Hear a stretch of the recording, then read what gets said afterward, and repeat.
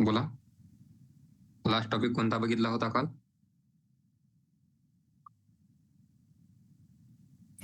Latest version of HTML. Okay, latest version of HTML. तर आपण आजपासून तसं कालपासून HTML ला स्टार्ट केलंय, तसं आजपासून आपलं टॅग आणि जे काय ते कंटेंट स्टार्ट होणार आहे. तर HTMLच्या कंटेंटला आजपासून स्टार्ट करायचं आहे.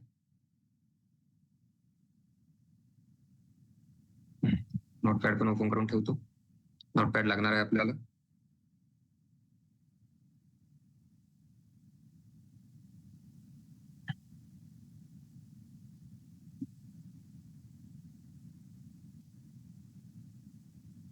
PS कोड पण लागेल.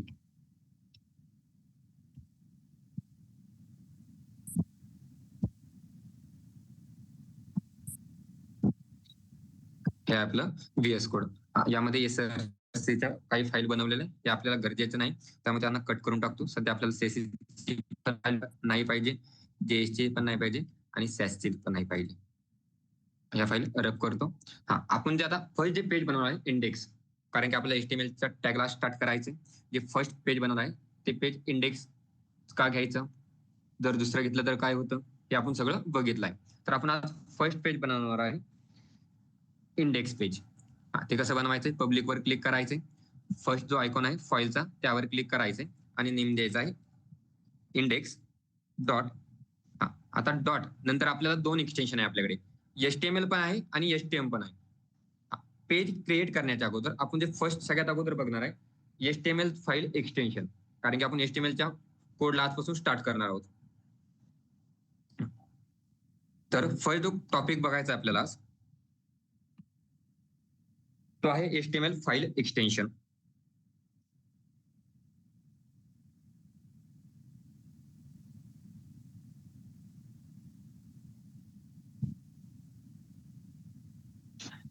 दोन टाईपचे एक्सटेन्शन आहे आपल्याकडे HTML मध्ये. तुमची जी HTML ची फाईल आहे ती तुम्ही दोन एक्सटेन्शन स्टोअर करू शकता.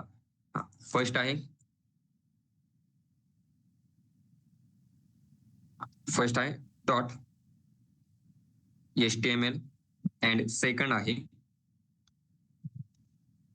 Dot HTML. आपण त्या दिवशी ओव्हरव्ह्यू मध्ये बघितलं होतं HTML अँड HTML हे दोन सेम कंटेंट आहे किंवा सेम एक्सटेन्शन आहे. दोन्हीमध्ये जास्त काही डिफरन्स नाहीये. किंवा कोणतंही पेज HTML जर तयार केलं त्याचं आउटपुट वेगळं, किंवा HTML जर क्रिएट केलं तर त्याचं आउटपुट वेगळं, असं कधी होणार नाही. दोन्ही एक्सटेन्शनचा मिनिंग एकच होतो की हे दोन्ही जे तुम्ही पेज बनवलेले आहे ते HTML चेच पेज आहे. बट आता हा HTML आणि HTML हे दोन एक्सटेन्शन आले का? तर त्याचं रिझन आहे, ज्यावेळेस अगोदरचे जे काही डिव्हाइस होते त्यांची जी लिमिट होती, अगोदरचे जे डिव्हाइस होते त्या ठिकाणी एक्सटेन्शन टाईप करावं लागायचे आणि त्यासाठी अगोदर फाईलला जे नेम देत होते त्याची पण काहीतरी लिमिट होतं. आता आपण फाईलचं नेम कितीही मोठे घेतो, आता फाईलचं नेम घेण्यासाठी आता काही लिमिट नाहीये, आउट ऑफ लिमिट आहे. तुम्हाला पाहिजे तेवढं फाईलचं नेम घेऊ शकता. पण अगोदर जे तुम्ही फाईलचं नेम घेत होता, आता या ठिकाणी फाईलचे भरपूर सारे नेम आहे. या ठिकाणी बघा ऑनलाईन सी बॅच, फाईलचं नेम भरपूर मोठं आहे. या ठिकाणी इंटरव्ह्यू, या ठिकाणी बाकीचे फोल्डर्स आहे. फाईलचे नेम बघा भरपूर मोठे घेतले. बट अगोदरचे जे काही डिव्हाइस होते त्या डिव्हाइसचं मॅक्झिमम लेंथ किंवा मॅक्झिमम कॅरेक्टरची जी लेंथ होती ती होती 8. तुम्ही जे फाईलचं नेम घ्यायचं आहे, फाईल नेम डॉट पुढे असायचं एक्सटेन्शन. अगोदरचे जे फाईल नेम, आता फाईल नेम तुम्ही काही पण घेऊ शकता, याला काही रूल्स आहे. बट तुम्हाला स्वतःचा नेम घ्यायचं, स्वतःचा नेम घेऊ शकता. सब्जेक्टचा नेम घ्यायचं, सब्जेक्टचा नेम घेऊ शकता. बट त्याची अगोदर जी लिमिट होती ती होती 8 कॅरेक्टरची. फाईलची जी लिमिट होती, फाईल नेम जे घ्यायचं आहे त्याला अगोदर लिमिट होती, एक स्पेसिफिक लिमिट होती. ती लिमिट होती 8 कॅरेक्टर. आणि जे एक्सटेन्शन घ्यायचं आहे त्या एक्सटेन्शनला लिमिट होती 3 कॅरेक्टरची.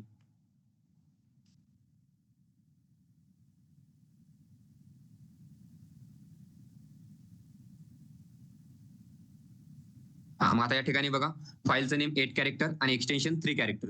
तुम्हाला कोणतीही फाईल बनवायची तर त्या फाईलचं नेम 8 कॅरेक्टर पाहिजे, किंवा 8 कॅरेक्टर पेक्षा कमी असेल तरी चालेल, पण 8 कॅरेक्टर पेक्षा जास्त घेऊ शकत नव्हते. पण आताच्या न्यू व्हर्जन मध्ये, न्यू डिव्हाइस मध्ये तुम्ही फाईलचं नेम कितीही मोठं घेतलं तरी चालेल. आणि आता त्यानंतर एक्सटेन्शनची जी अगोदरची लिमिट 3 कॅरेक्टर होती त्यामुळे HTMLचं जे एक्सटेन्शन आहे ते .html या नेमने सेव्ह केलं जायचं. आता मार्केटमध्ये रोज लाखो वेबसाईट होस्ट केल्या जातात. रोज लाखोने वेबसाईट होस्ट केल्या जातात. बट अगोदरच्या ज्या वेबसाईट आहे त्यांचे जे एक्सटेन्शन आहे, भरपूर साऱ्या वेबसाईटचे एक्सटेन्शन अजून पण .html आहे. पण जे प्रोफेशनल किंवा जे स्टँडर्ड मेंटेन करताय, जे HTML5 चे स्टँडर्ड मेंटेन करताय, त्यांचे सगळ्या वेबसाईटचे तुम्हाला जे काही एक्सटेन्शन आहे ते .html दिसेल. फॉर एक्झाम्पल आपण एखादा फोटो जर सेव्ह करायचा असेल, तुम्हाला सेव्ह करायचा असेल, तुम्ही दोन प्रकारे करू शकता. तुमच्याकडे एक फोटो आहे, त्याला नेम घेतो मी फोटो डॉट. त्याला तुम्ही दोन नेमने स्टोअर करू शकता, JPEG. याचं एक्सटेन्शन किती आहे? 4 आहे. जसं HTMLचं एक्सटेन्शन आहे 4 कॅरेक्टरचं. बट त्याला और अजून एक आहे, तुम्ही फोटो डॉट JPG हे पण घेऊ शकता. एक्सटेन्शन 3 कॅरेक्टरचं आहे. पण स्टँडर्ड वे मध्ये आता एक्सटेन्शन जे घेतलं तर ते घेतलं तर JPEG. अगोदर फोटोला पण सेम रूल होता. तुम्ही कोणतंही नेम घेतलं त्यानंतर जे एक्सटेन्शन आहे ते तुम्हाला 3च कॅरेक्टरचं पाहिजे. त्यामुळे फोटोला सुद्धा 2 एक्सटेन्शन आहे. एक आहे JPEG आणि एक आहे JPG. असे 2 एक्सटेन्शन आहे. अजून काय वेबसाईट, इव्हन आता HTMLचा जो कोड बनवायचा आहे तो कोड फक्त VS कोडवर रन केला जातो असं नाहीये. आपण जसं या ठिकाणी HTML ची फाईल क्रिएट करणार आहोत. मग असं नाही की HTMLचा कोड फक्त या ठिकाणी रन केला जातो. तुम्हाला HTMLचा कोड तुम्ही या नोटपॅडवर पण करू शकता. त्यानंतर नोटपॅड प्लस प्लस हा एक एडिटर आहे आपल्याकडे. तुम्हाला पाहिजे असेल तर तुम्ही या ठिकाणी नोटपॅडवर पण HTMLचा कोड करू शकता. बट स्टँडर्ड वेने या एडिटरवर नोटपॅड किंवा नोटपॅड प्लस प्लस असेल या ठिकाणी तो कोड केला जात नाही. इव्हन तुमचं जे मायक्रोसॉफ्ट वर्ड हे जे आहे त्यावर पण HTMLचा कोड केला जातो. कसा केला जातो दाखवतो तुम्हाला.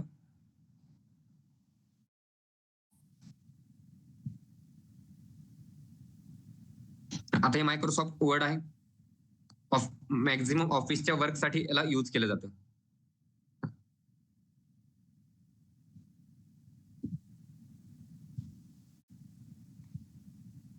मग आता या ठिकाणी मी काहीतरी HTML म्हणजे काय, एक रिप्रेझेंट आहे किंवा प्रेझेंटेशन करायचे तुम्हाला. मग ते प्रेझेंटेशन असं आहे का VS कोडवरच झालं पाहिजे? नाही, तुम्ही ते मायक्रोसॉफ्ट वर्डवर पण करू शकता. त्यानंतर तुम्ही ते नोटपॅडवर करू शकता, नोटपॅड प्लसवर करू शकता. तुम्हाला पाहिजे तेवढी एडिटर आहे त्या प्रत्येक ठिकाणी तुम्ही HTMLचा कोड करू शकता. कारण की HTMLचं जे काम आहे ते फक्त प्रेझेंटेशन करण्याचं आहे. कारण की HTML ही मार्कअप लँग्वेज आहे, प्रोग्रामिंग लँग्वेज नाही. आता या ठिकाणी काहीतरी मी घेतो EPL क्लास. याला काहीतरी डिझाईन करूया आपण, थोडं प्रेझेंटेशन करायचंय तर त्यामुळे याला काहीतरी थोडंफार डिझाईन करूया. त्याला कलर पण दिलाय. त्यानंतर खाली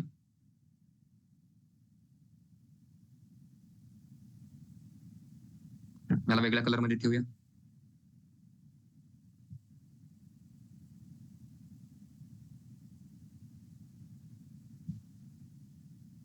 आता 2 कलर झाले आपल्याकडे. मग आता याला मी सेव्ह करतो, Ctrl+S. आता ज्यावेळेस याला मी सेव्ह करणार, याला सेव्ह कुठेतरी एक फोल्डर तयार करतो किंवा डेस्कटॉप मध्ये करतो डायरेक्ट. डेस्कटॉप मध्ये मी ही जी काही फाईल बनवली आहे मायक्रोसॉफ्ट वर्डची याला स्टोअर करतो आणि त्याला नेम देतो फक्त EPL. काय नेम देतोय? EPL. बट या ठिकाणी जो सेव्ह ॲज टाईप हा टाईप फक्त चेंज करायचा आहे तुम्हाला. आता आपल्याला हे जे काही प्रेझेंटेशन आहे ते आपल्याला मायक्रोसॉफ्ट किंवा वर्ड डॉक्युमेंट मध्ये करायचं नाहीये, ते वेबच्या फॉर्मॅट मध्ये करायचंय. त्यावेळेस मी ज्यावेळेस त्या ठिकाणी वेब पेज हे ऑप्शन सिलेक्ट करणार त्यावेळेस हे ऑटोमॅटिक वेब पेज क्रिएट होणार. याला सेव्ह करूया आपण. सेव्ह झालंय. सेव्ह झाल्यानंतर आपण सेव्ह कुठे केलंय? डेस्कटॉपला सेव्ह केलं होतं. आता डेस्कटॉपला जे EPL हे वर्ड मायक्रोसॉफ्ट वर्ड मध्ये तयार केलं होतं, पण आता ते कसं झालंय बघा, वेब पेजच्या फॉर्मॅट मध्ये झालं. ज्यावेळेस मी हे ओपन करण्यानंतर त्याचं एक्सटेन्शन आहे ते चेक करा. त्याचं एक्सटेन्शन चेक करा काय आहे, .htm. .htm या ठिकाणी सेम ब्राउझर ओपन झालंय. कोड तर आपण कशामध्ये केला होता? मायक्रोसॉफ्ट वर्ड मध्ये. त्यानंतर त्याला सेव्ह केलं. सेव्हचा जो टाईप ठेवला तो ठेवला वेब पेज. ते ॲटो वेब पेज मध्ये कन्वर्ट झालं आणि ज्यावेळेस त्याला रन केलं त्याचा बाय डिफॉल्ट जो एक्सटेन्शन आहे ते आलं .htm. कारण की भरपूर सारे युजर 90% किंवा 99% जे डेव्हलपर आहे ते आता कोणी मायक्रोसॉफ्ट वर्डवर HTML चे प्रोग्राम करत नाही किंवा HTMLचं जे काही प्रेझेंटेशन आहे ते करत नाही. आता अगोदरच्या जे डिव्हाइस होते त्यामध्ये एक्सटेन्शनची लिमिट जी 3 होती. आता यानंतर त्यांनी मायक्रोसॉफ्ट वर्ड त्यांनी अपडेट केलं नसेल HTMLच्या साठी, HTML चे पेज बनवण्यासाठी. त्यामुळे त्यांचं जे एक्सटेन्शन आहे ते अजून पण .htmlच आहे. Just 1 minute.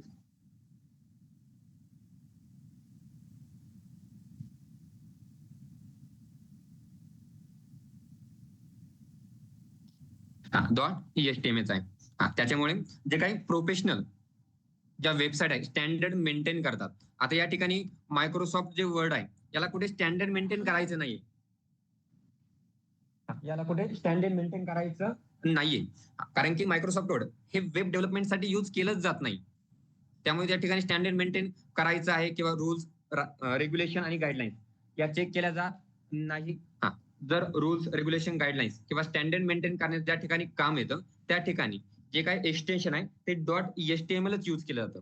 For example google.com असेल किंवा Amazon असेल किंवा फ्लिपकार्ट असेल. Amazonचं ओपन करून बघूया.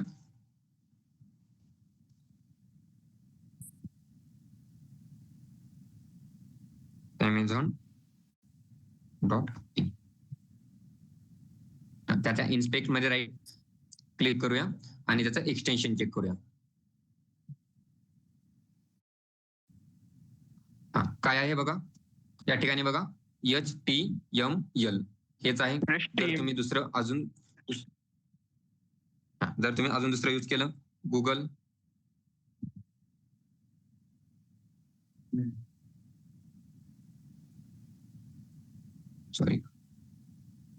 युट्यूब ओपन झालंय.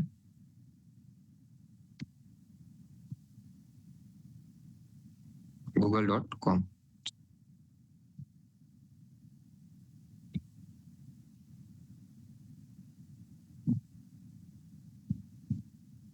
आता हे ओपन केलंय. त्यावेळेस इन्स्पेक्ट मध्ये तुम्ही जाऊन क्लिक चेक करणार. त्यावेळेस हे बघा याचं एक्सटेन्शन HTMLच आहे. जे स्टँडर्ड मेंटेन करतात, ज्या वेबसाईट स्टँडर्ड मेंटेन करतात त्यांचं एक्सटेन्शन हे .htmlच आहे. बट जे काय ओल्ड व्हर्जन आहे किंवा ओल्ड वेबसाईट बनवल्या गेल्या आहेत, कारण की मार्केटमध्ये रोज लाखोनी वेबसाईट होस्ट केल्या जातात, लाखोनी. मग त्या ठिकाणी ज्या ज्या वेबसाईट स्टँडर्ड मेंटेन करतात त्या प्रत्येक वेबसाईटचं जे एक्सटेन्शन आहे ते .html हेच आहे. HTML हे ओल्ड वेबसाईट असेल किंवा ओल्ड डिव्हाइस असेल त्या ठिकाणीच .html दाखवलं जातं. फॉर एक्झाम्पल आता आपण जे चेक केलं होतं, आता मायक्रोसॉफ्ट वर्डवर आपण कधी कोडिंग करत नाही किंवा वेब डेव्हलपमेंट करत नाही, त्यामुळे त्या ठिकाणी अपडेशन झाले नाहीये. त्यामुळे या ठिकाणी जे एक्सटेन्शन आहे ते आहे .html. एक पॉईंट क्लिअर झाला आपला. HTML फाईल जे एक्सटेन्शन आहे ते 2 टाईप मध्ये असतात, HTML आणि HTML. या 2 फॉर्मॅटमध्ये तुम्ही ते घेऊ शकता. रिस्ट्रिक्शन काही नाही. दोन्हीचा मिनिंग सेम आहे, दोन्ही पण सेम आहे, बोथ आर सेम. त्यानंतर पुढचा जो मेन कंटेंट बघायचा आहे आपल्याला. आता पेज बनवूया, पेज क्रिएट करूया. अगोदर index.html घेतलं तरी चालेल, HTML घेतलं तरी चालेल. But as a standard maintain करण्यासाठी तुम्हाला .html हे प्रोफेशनल यूज साठी घेतलं जातं, त्यामुळे आपण .html घेऊया. आता हे या ठिकाणी घेतल्यानंतर .html एक कोड ओपन करतो समोर. आता हा जो कोड आहे डॉक टाईप काय, HTML काय, या ठिकाणी हेड काय, बॉडी काय, मेटा काय. As a ordinary web developer किंवा ऍज अ फ्रेशर तुम्हाला हे काय आहे किंवा काय आहे किंवा कसं चालतं हे माहीत नसेल तरी चालतं. But as a professional web developer प्रत्येक पॉइंट, प्रत्येक टॅग, प्रत्येक लाईनचा मिनिंग काय आहे हे माहीत असणं खूप गरजेचं आहे. प्रत्येक लाईनचा मिनिंग प्रत्येक टॅगचा मिनिंग हा कशासाठी आलाय, याचा यूज कशासाठी केला जातो. समोर जे दिसतंय तुमच्या समोर, या ठिकाणी डॉक टाईप आहे, HTML आहे, हेड आहे, बॉडी आहे, मेट आहे. प्रत्येकाचा मिनिंग काय होतो हेच आपल्याला 2 दिवसामध्ये बघायचंय. आज आणि उद्याचं लेक्चर. फक्त समोर जो तुम्हाला कोड दिसतोय ना, हे कोड एक्सप्लेन करण्यासाठी जाणार आहे. आता या ठिकाणी भरपूर सारे टॅग आहे. तुमचा HTMLचा आहे, हेड आहे, मेटा आहे, टायटल आहे, बॉडी आहे. प्रत्येक टॅग आपल्याला एक्सप्लेन करायचा आहे. प्रत्येक टॅग आपल्याला बघायचा आहे. आता प्रत्येक टॅग मध्ये काहीतरी मिनिंग आहे. तुम्ही ऍज अ फ्रेशर किंवा ऑर्डिनरी वेब डेव्हलपर हे तुम्हाला कोणी विचारणार नाही, किंवा हे तुम्हाला माहित असणं किंवा असेल किंवा नसेल त्याच्याशी कोणालाही घेणं देणं नाहीये. But as a professional web developer प्रत्येक टॅगचा मिनिंग माहित असला पाहिजे. हे घेताय कशासाठी, हे येण्याचं रिझन काय, आणि जर हे आलंय तर आपल्या जे वेब डेव्हलपमेंट आहे त्यामध्ये चेंज काय झालाय. त्यामुळे आपल्याला एवढा सगळा कोड एकखटी बघायचा नाही किंवा सोबत बघायचा नाहीये. नाहीतर डायरेक्ट हेडिंग टॅग आपण स्टार्ट केला असता. बट आपल्याला जे शिकायचंय ते ऍज अ प्रोफेशनल वेब डेव्हलपरच शिकायचंय. प्रत्येक कन्सेप्टच्या खूप डीप मध्ये पर्यंत जायचं नाही, आणि खूप फक्त ओव्हरव्ह्यू पण बघायचं नाही. प्रत्येक कन्सेप्ट हा आपल्याला नोन असला पाहिजे की तो कन्सेप्ट चलतोय कसा आणि त्याचा ऍक्च्युअल यूज करायचा आहे कसा. त्यामुळे त्यामध्ये जो जे स्ट्रक्चर आहे आता जे ओपन केलं ते आहे HTMLचं स्ट्रक्चर. जो हायलाइट केला पार्ट त्याला बोलतात HTML स्ट्रक्चर. जो हायलाइट केलेला पार्ट जो दिसतोय ना त्याला बोललं जातं HTML स्ट्रक्चर. आणि HTML स्ट्रक्चर मध्ये ते जे काही स्ट्रक्चर आहे ते 2 पार्ट मध्ये डिवाइड केलं जातं. फर्स्ट जो पार्ट आहे ते आहे डॉक्युमेंट डिक्लेरेशन, आणि सेकंड जो पार्ट आहे डॉक्युमेंट स्कोप. हे तुम्हाला जो समोर स्ट्रक्चर दिसतंय त्याला 2 पार्ट मध्ये डिवाइड करावं लागतं. एक आहे डॉक्युमेंट डिक्लेरेशन आणि एक आहे डॉक्युमेंट स्कोप. त्यामुळे आपण अगोदर डॉक्युमेंट डिक्लेरेशन बघूया. डॉक्युमेंट डिक्लेरेशन असतंय काय आणि ते ऍक्च्युअल यूज कशासाठी होते.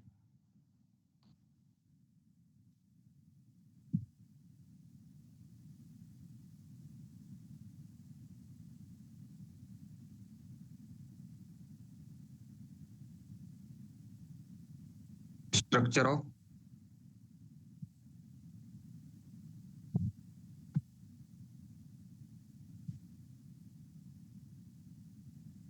HTML page. जे स्ट्रक्चर आहे HTML पेजचं त्याला 2 पार्ट मध्ये डिवाइड केलं जातं. There are 2 types of structure for HTML page. जो फर्स्ट आहे ते आहे डॉक्युमेंट डिक्लेरेशन.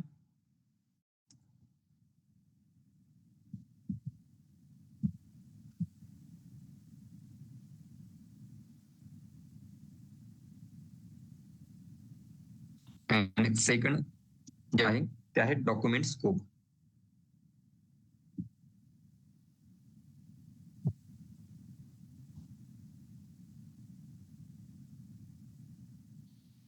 या 2 पार्ट मध्ये HTMLचं स्ट्रक्चर डिवाइड केलं जातं. डॉक्युमेंट डिक्लेरेशन आणि डॉक्युमेंट स्कोप. त्यामध्ये आपण जे फर्स्ट आहे अगोदर ते बघूया. डॉक्युमेंट डिक्लेरेशन आहे काय.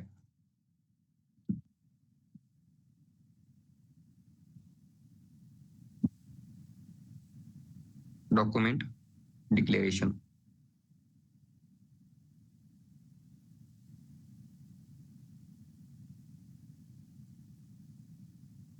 डॉक्युमेंट डिक्लेरेशन आपल्याला अगोदर बघायचंय की डॉक्युमेंट डिक्लेरेशन गरजेचं काय आहे किंवा त्याला कशासाठी यूज केलं जातं. आता डॉक्युमेंट डिक्लेरेशन मध्ये जे HTMLचा जो फर्स्ट लाईन आहे त्याला बोललं जातं डॉक्युमेंट डिक्लेरेशन. हे सगळं रफ करायचंय. डॉक्युमेंट डिक्लेरेशन म्हणजे HTML ची फर्स्ट लाईन. समोर जे दिसतंय याला बोलतात डॉक्युमेंट डिक्लेरेशन. या ठिकाणी बघा काय नॉट डॉक टाईप HTML. हे घेण्याचं रिझन काय किंवा हे आलंय कशासाठी, हे जर घेतलं नाही तर प्रोग्राम मध्ये किंवा आपल्या वेब डेव्हलपमेंट मध्ये काय चेंजेस होतात हे आपल्याला सगळं बघायचं आहे. अगोदर फक्त आपण ही फर्स्ट लाईन आहे ही एक्सप्लेन करणार आहे.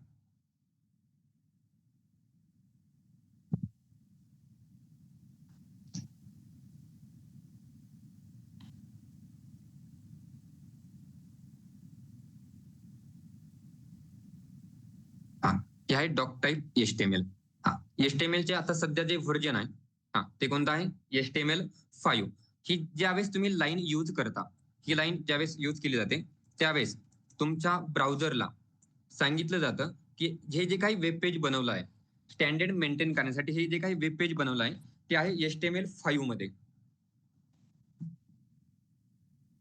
HTML5 मध्ये.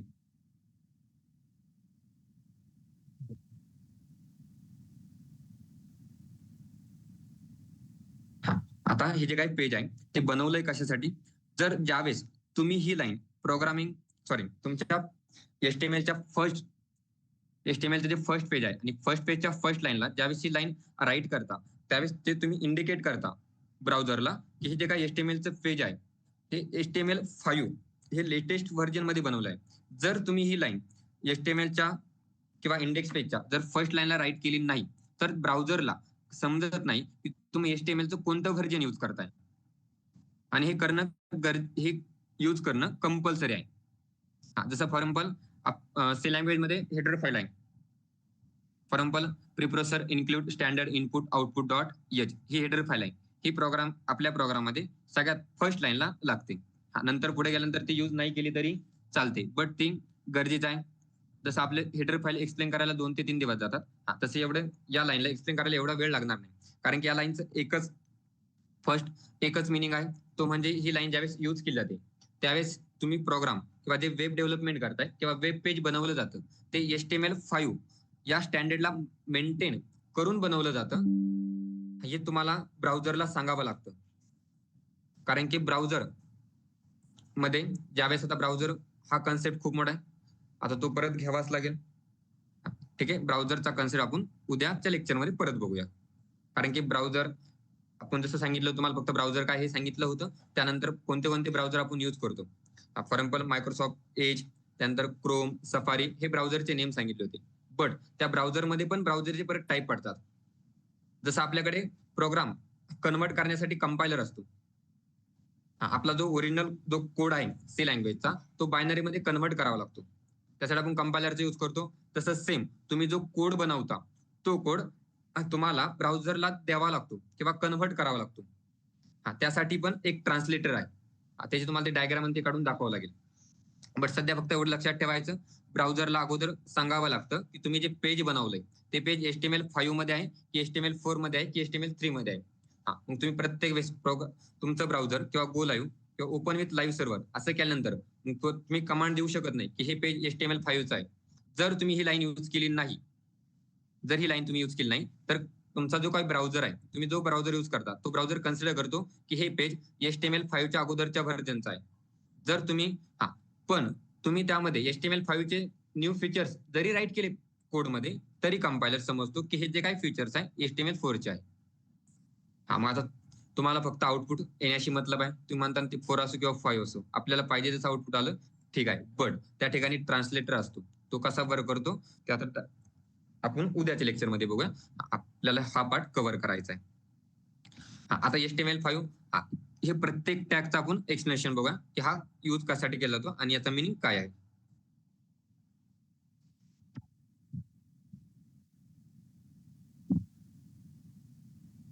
हा जो ओपन टॅग आहे याला बोलतात स्टार्ट टोकन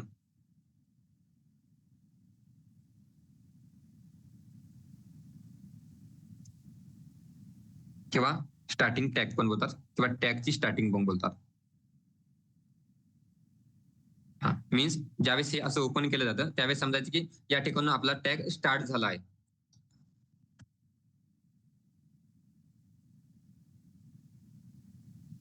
त्यानंतर हे असं यूज केल्यानंतर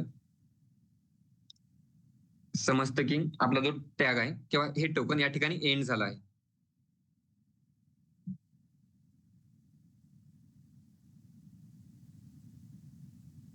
मीन्स आपला टॅग या ठिकाणी एंड झाला आहे. सगळ्यात लास्टला हा जो वर्ड राहिला कोणता, नॉट.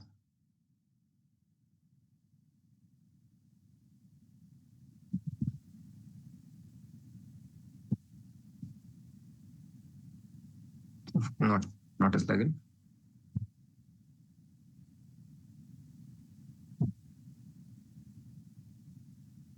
हा आपल्या ब्राउझरला सांगण्याचं काम करतो की हा जो सगळा जो पाथ आहे डॉक टाइप HTML हा कोणताही प्रकारचा स्पेशल टॅग नसून हे फक्त ब्राउझरला सांगण्यासाठी आहे की आपण HTMLचं कोणतं व्हर्जन यूज करतोय.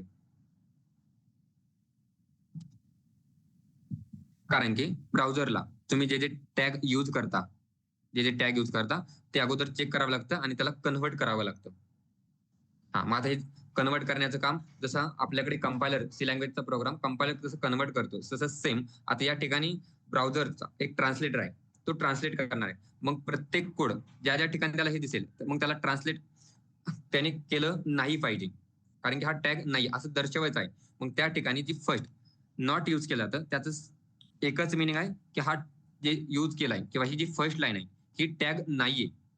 टोटल जी लाईन आहे ती टॅग नाही, ती फक्त जो काय तुमचं ब्राउझर आहे त्यांना सांगण्याचं काम करतं की हे HTML चं 5 व्हर्जन आहे की 4 व्हर्जन आहे की 3 व्हर्जन आहे, हे फक्त त्याला सांगण्याचं काम करतं. याच्यापेक्षा जास्त खूप वेगळं किंवा डिफरन्स काम आहे किंवा हा टॅग कशामध्ये तरी कन्व्हर्ट करायचा आहे, मग त्याचा आउटपुट शो करायचंय. यामध्ये त्या ब्राउझरचा टाइम वेस्ट होईल, मग तो टाइम वेस्ट व्हायला नकोय. मग त्यासाठी हा जो नॉट आहे हा सांगतो की हा टॅग नाही, हा टॅग नाहीये बाबा, की तू याला कन्व्हर्ट करत बसू नको. याचं फक्त एकच काम आहे की हे कोणतं व्हर्जन आहे सांगण्याचं काम करतोय. जी फर्स्ट लाईन आहे त्याचा मिनिंग हा एवढा आहे की यूज कशासाठी केली जाते, जर यूज केलं नाही तर काय होतं. जर ही लाईन यूज केली नाही तर तुम्ही HTML 5 व्हर्जन चे जरी फीचर्स यूज करत असाल तरी ब्राउझर HTML 4 चे किंवा 3 चे फीचर्स कन्सिडर करतो त्याला. त्यामुळे प्रोग्राममध्ये नॉर्मल किंवा तुमच्या येणाऱ्या आउटपुटमध्ये नॉर्मल चेंजेस होतात. त्यानंतर हा झालं डॉक्युमेंट डिक्लेरेशन. ही जी फर्स्ट लाईन आहे याला बोललं जातं डॉक्युमेंट डिक्लेरेशन. कारण की आपण डॉक्युमेंट, त्याला डॉक्युमेंट का बोलायचं, डॉक टाईप मीन्स डॉक्युमेंट, त्याला डॉक्युमेंट का बोलायचं, कारण की HTML ही जी काय मार्कअप लँग्वेज आहे त्याचं काम आहे प्रेझेंटेशन करायचं किंवा प्रेझेंट करायचे. मग एक टाईपचं ते डॉक्युमेंट तयार करतात. मग ते डॉक्युमेंट कोणत्या व्हर्जनचं आहे ते आपल्या ब्राउझरला सांगावं लागतं.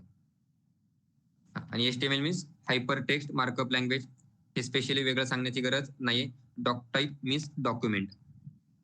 हे डॉक्युमेंट आपण जो कोड करतो ना HTMLचा त्याला डॉक्युमेंट बोललं जातं. मग हे तुम्ही जे डॉक्युमेंट यूज करताय किंवा डॉक्युमेंट एडिट करताय ते कोणत्या व्हर्जन मध्ये आहे हे सांगितलं जातं. जसं आता फर्स्ट डॉक्युमेंट डिक्लेरेशन झालं, त्यामध्ये सेकंड आहे document scope.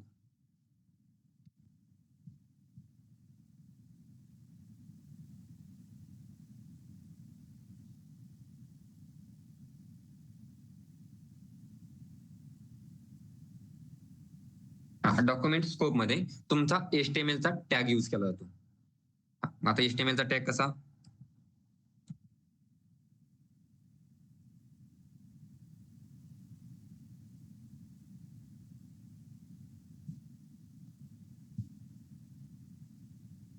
Starting and ending.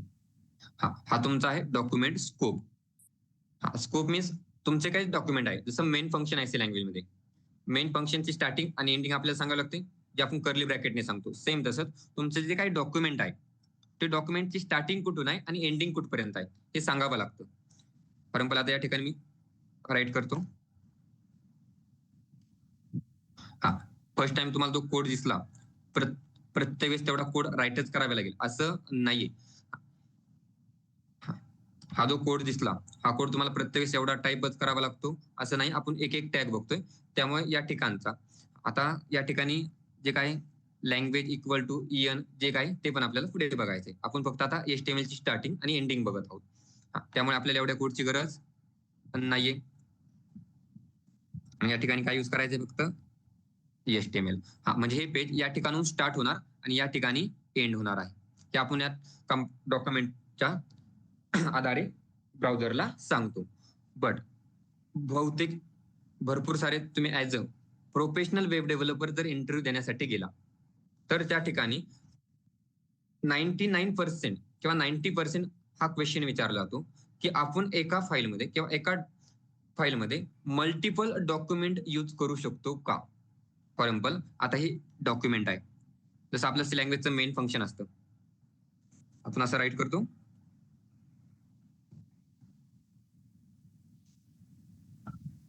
व्हाईड main. अगोदर सी लँग्वेज मध्ये समजून घ्या. आता हे जे मेन फंक्शन आहे, मग एका प्रोग्राम मध्ये मल्टिपल मेन फंक्शन राईट करू शकतो का, हा झाला coding C लँग्वेजचा question.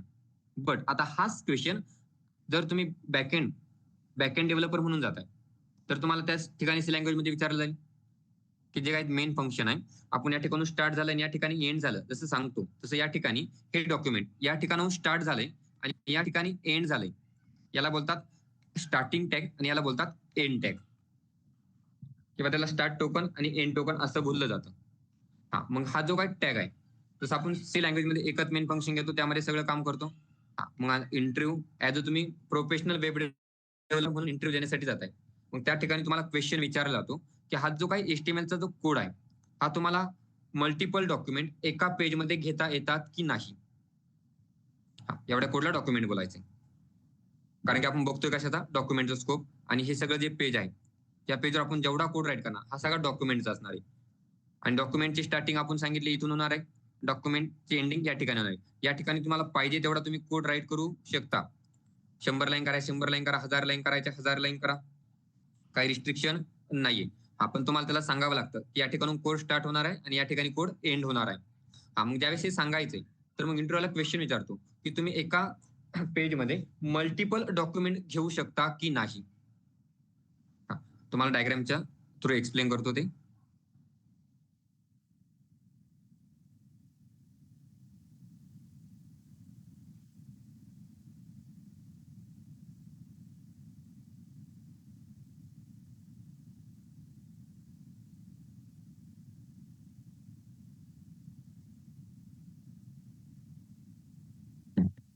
Document, okay, आपण त्याला डायग्राम थ्रू एक्सप्लेन करूया की ऍक्च्युअल डॉक्युमेंट काय आणि वेब काय.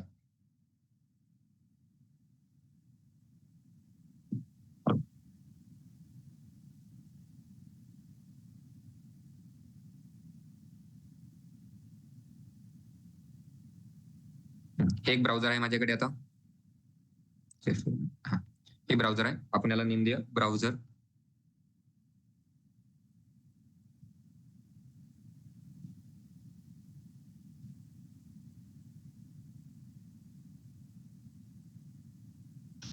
आता जे ब्राउझर आहे त्यामध्ये तुम्ही कोणतीही वेबसाईट ओपन करू शकता. आता HTML चे मी 2 पेज तयार करतो, एका पेज मध्ये 2 डॉक्युमेंट तयार करतो. एवढा जे कंटेंट आहे ना, एवढा जो कंटेंट आहे त्याला एक डॉक्युमेंट बोललं जातं.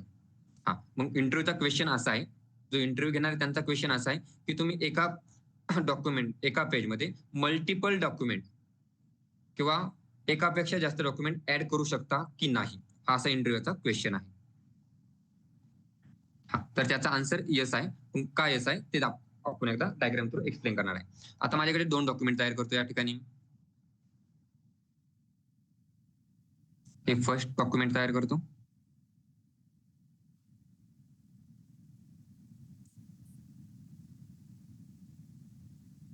आणि हे सेकंड डॉक्युमेंट तयार करतो.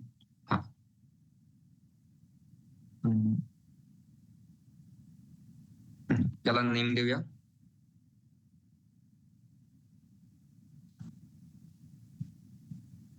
डॉक्युमेंट. डॉक्युमेंट नाही दिलं तरी चालेल, दुसरं काहीतरी नेम देऊया. त्याला नेम देऊया EPL. आणि या डॉक्युमेंटला नेम देऊया क्लास.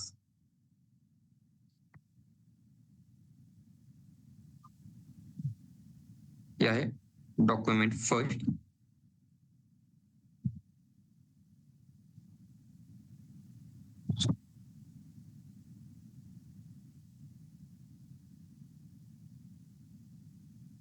हे आहे डॉक्युमेंट सेकंड. आता हे 2 डॉक्युमेंट तयार केले. तर इंटरव्ह्यूचा क्वेश्चन असा आहे की हे जे 2 डॉक्युमेंट आहे ते मी एका ब्राउझरवर शो करू शकतो की नाही. हे ब्राउझर आहे, एका ब्राउझरवर 2 डॉक्युमेंट एकाच पेज मध्ये तयार करायचे आणि एकाच ब्राउझरवर मी ते शो करू शकतो की नाही. तर त्याचा आन्सर आहे यस, शो करू शकतो. परंतु आता हे डॉक्युमेंट आहे ते पण या ठिकाणी शो करायचे, अँड हे जे सेकंड डॉक्युमेंट आहे ते पण या ठिकाणी शो करायचे. ते शो केलं जातं. बट डॉक्युमेंट ज्यावेळी शो केले जातात, ब्राउझर त्याला बाय डिफॉल्ट एका ठिकाणी कलेक्ट करतो आणि मग शो करतो. तुम्ही राईट करताना जरी 2 डॉक्युमेंट राईट केले प्रोग्राम मध्ये तुमच्या वेब पेज मध्ये, बट ब्राउझर त्याला शो करताना एका बॉडीमध्ये घेतो. ही आहे ब्राउझरची बॉडी, एका बॉडीमध्ये दोन्ही डॉक्युमेंट कलेक्ट केले जातात.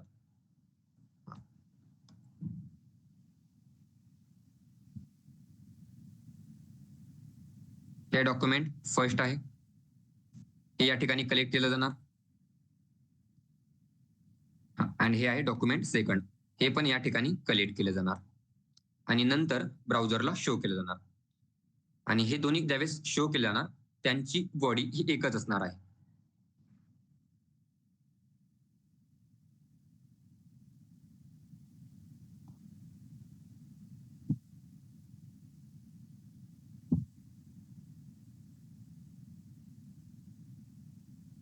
त्यांना ज्यावेळेस शो केलं जाईल त्यावेळेस त्यांची दोन्ही डॉक्युमेंटची बॉडी एका ठिकाणी कलेक्ट केली जाईल. राईट करताना तुम्ही दोन ठिकाणी वेगवेगळं राईट करताय, पण त्यावेळेस त्याला ब्राउझरला शो करायचंय, त्यावेळेस तो एका बॉडीमध्ये दोन्ही डॉक्युमेंट शो करणार आहे आउटपुटला शो करताना. हे आहे ब्राउझर आणि हे जे साईडला जे राईट केलंय लाईन ते आहे तुमची बॉडी.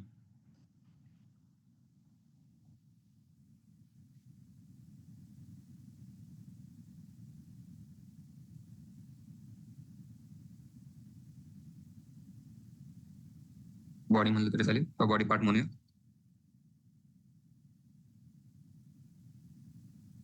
हा तुमचा आहे बॉडी पार्ट. हे ब्राउझर मध्ये काही या वेने शो केलं जातं. आता आपण ते आता जसं डायग्राम मध्ये बघितलंय त्याला रन पण करून बघूया खरंच ते एका बॉडीमध्ये शो केलं जातं की नाही.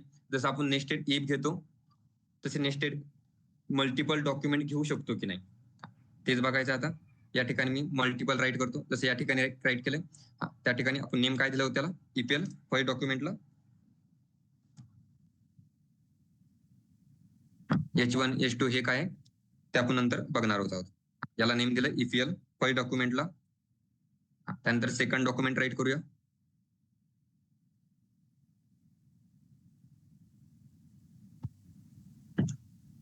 त्याला H2 टॅग मध्ये घेऊया. दिसताना फॉन्ट दोन्हीचा वेगळा दिसेल. क्लास ज्यावेळेस आता मी याला रन करणार, रन केल्यानंतर तरी रन झाले.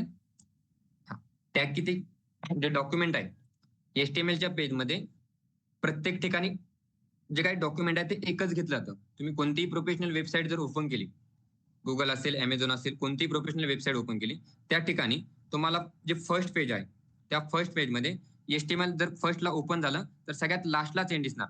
असं मल्टिपल टाइम HTMLचे जे काही डॉक्युमेंट आहे त्या पेजमध्ये मल्टिपल डॉक्युमेंट घेतले जाणार नाही. डॉक्युमेंट बोलतोय का चला हे परत एकदा लक्षात ठेवा. एवढा जो पार्ट आहे त्याला डॉक्युमेंट बोललं जातं आणि ऑल कोड हा डॉक्युमेंट मध्ये राईट केला जातो. आणि इंटरव्ह्यूचा क्वेश्चन तोच होता की जर तुम्ही मल्टिपल डॉक्युमेंट एका पेज मध्ये जर घेतले तर ब्राउझर त्याला शो करेल की नाही. तर ब्राउझर त्याला शो करेल, बट आन्सर तुमचं या ठिकाणी संपवायचं नाहीये. बट त्याला शो करेल, बट राईट करताना त्याला दोन वेगवेगळ्या ठिकाणी राईट केले. आपण अगोदर फर्स्ट डॉक्युमेंटचा एंड केलाय, नंतर सेकंड डॉक्युमेंट स्टार्ट केलंय, पण ज्यावेळेस त्याला शो केलं जाईल त्याला एका बॉडी पार्ट मध्ये घेतलं जाणार आहे. आता या ठिकाणी आउटपुटला तर दिसत नाही, ते एका बॉडी पार्ट मध्ये आलेलं दिसतं का या ठिकाणी? एका बॉडी पार्ट मध्ये आलंय का? नाही. तर मग ते चेक करण्यासाठी राईट क्लिक करायचंय, इन्स्पेक्ट वर क्लिक करायचंय आणि ज्यावेळेस इन्स्पेक्ट वर क्लिक करणार मी दोन वेगवेगळ्या ठिकाणी राईट केलं होतं. HTMLचा ओपन टॅग, त्यानंतर ईपीएल, नंतर फर्स्ट HTMLचा क्लोज, त्यानंतर सेकंड HTMLचा ओपन आणि नंतर सेकंड HTMLचा क्लोज. पण ज्यावेळेस तो कोड ब्राउझरला गेल्यानंतर दोन HTMLचे टॅग ओपन झाले का? किंवा दोन डॉक्युमेंट ओपन झाले का? नाही. तुम्ही राईट करताना दोन डॉक्युमेंट राईट केले, बट ब्राउझर त्याला शो करताना एका डॉक्युमेंट मध्ये घेऊन एकाच बॉडी पार्ट मध्ये शो केलं जातं.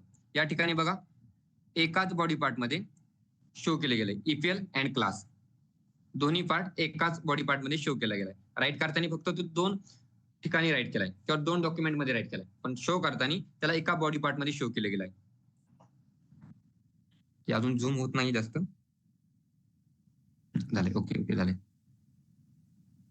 दिसतं या ठिकाणी बॉडी पार्ट एकाच आहे की डिफरन्स आहे? जर दोन मी डॉक्युमेंट घेतोय तर बॉडी पार्ट पण दोन दिसले पाहिजे, बट ब्राउझर तसं करत नाही. तुम्ही डॉक्युमेंट कितीही जरी घेतले तर browser as a standard maintain करण्यासाठी एकच डॉक्युमेंट घेतो आणि त्या बॉडी पार्ट मध्ये ऑल तुम्ही जेवढे डॉक्युमेंट क्रिएट केले सगळ्या डॉक्युमेंटचा कंटेंट एकाच बॉडी पार्ट मध्ये शो करतो. आता हे झालंय सेपरेट टॅग घेतले आपण. हा जो कोड घेतला कसा घेतलाय, सेपरेट घेतलाय ना. अगोदर एचटीएमएल इथे ओपन केलाय, नंतर क्लोज केलाय आणि नंतर सेकंड एचटीएमएल स्टार्ट केलाय. हा नोट्स मध्ये राईट करून ठेवतो.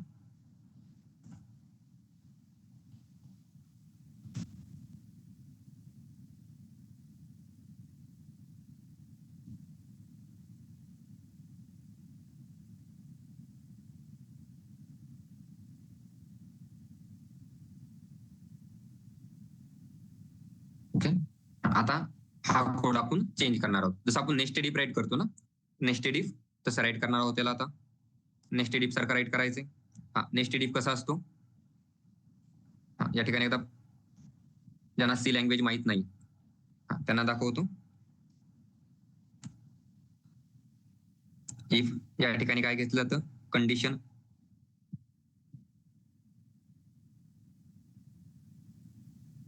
त्यानंतर या ठिकाणी परत इफ कंडिशन,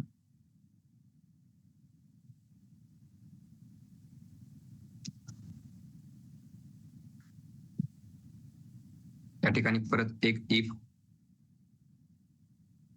कंडिशन,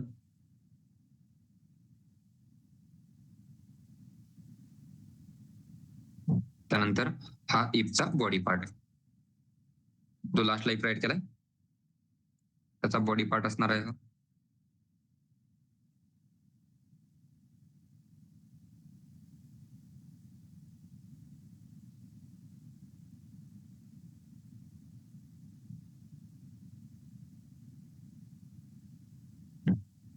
या बॉडी पार्ट नंतर सेकंड इफचा बॉडी पार्ट क्लोज होणार,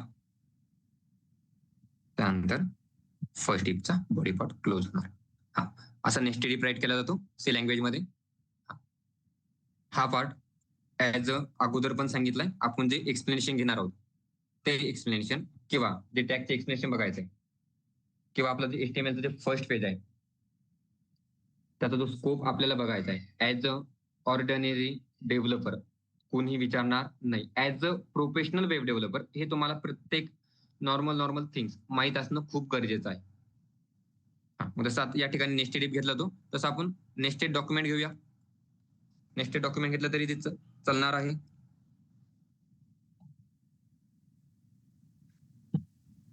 इथे H1 मध्ये राईट करतो.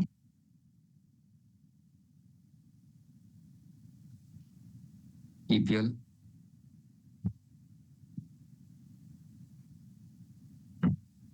त्यानंतर नेस्टेड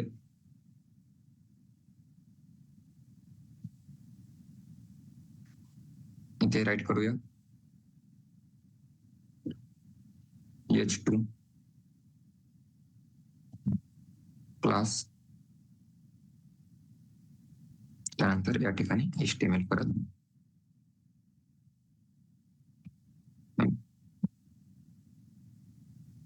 H3 शेवगाव.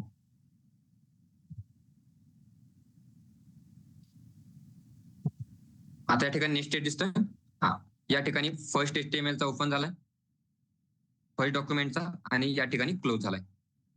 नंतर या ठिकाणी सेकंड डॉक्युमेंटचा ओपन झालाय आणि ह्या ठिकाणी सेकंड डॉक्युमेंटचा क्लोज झालाय. या ठिकाणी थर्ड HTMLच्या डॉक्युमेंटचा ओपन झालाय आणि या ठिकाणी थर्ड HTMLच्या डॉक्युमेंटचा क्लोज झालाय. आणि आता याला रन करून बघूया आपण. रिफ्रेश करायचंय फक्त.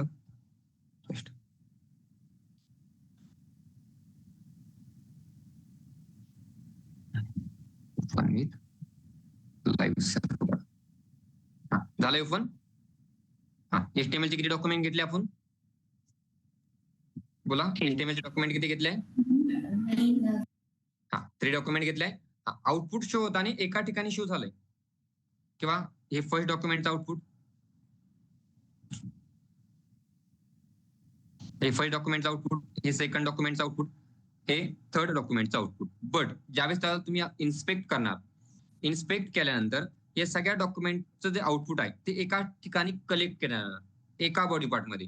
आणि जे 3 आपण डॉक्युमेंट राईट केले, HTMLचे जे 3 डॉक्युमेंट राईट केले, त्याला एकच डॉक्युमेंट क्रिएट करून त्या एका डॉक्युमेंटचा बॉडी पार्ट क्रिएट करून हे 3ही डॉक्युमेंटचा डेटा त्या ठिकाणी बॉडी पार्ट मध्ये शो केला जाणार. राईट क्लिक करायचे, इन्स्पेक्ट वर क्लिक करायचे, इन्स्पेक्ट वर क्लिक केल्यानंतर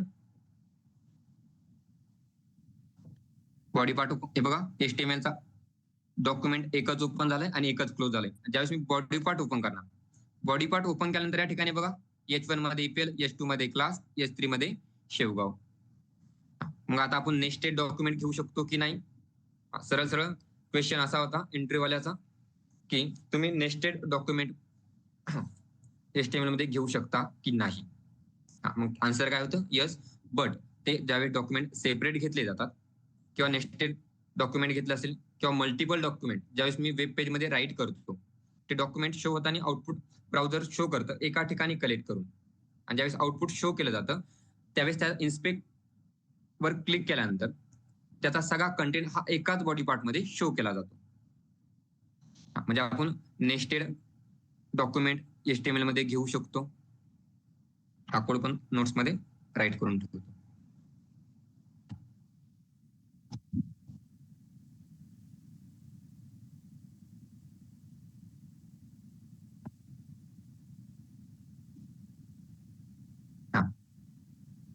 काय चालू होतं? Document scope.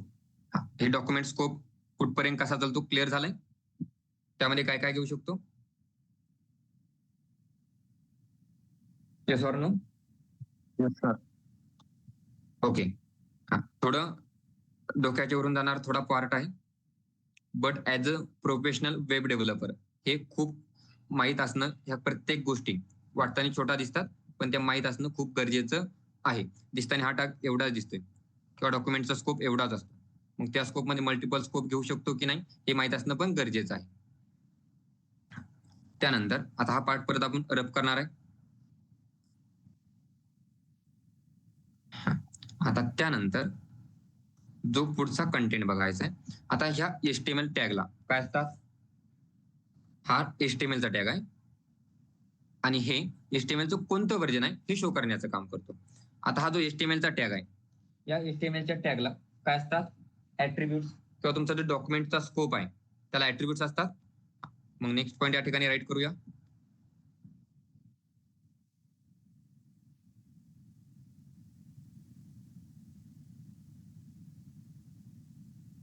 डॉक्युमेंट ऍट्रिब्यूट्स.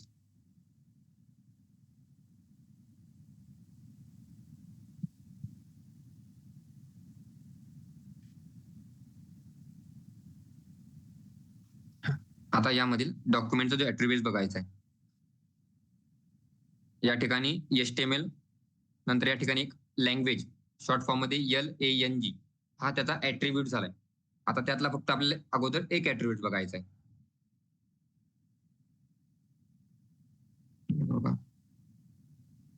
जो फर्स्ट बघायचा आहे तो आहे LANG, त्यालाच बोललं जातं लँग्वेज.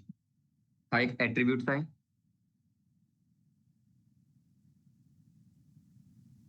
हाय ऍट्रिब्यूट्स. आता ज्यावेळेस तुम्ही HTML चं पेज बनवलं जातं, HTML चं पेज बनवलं जातं,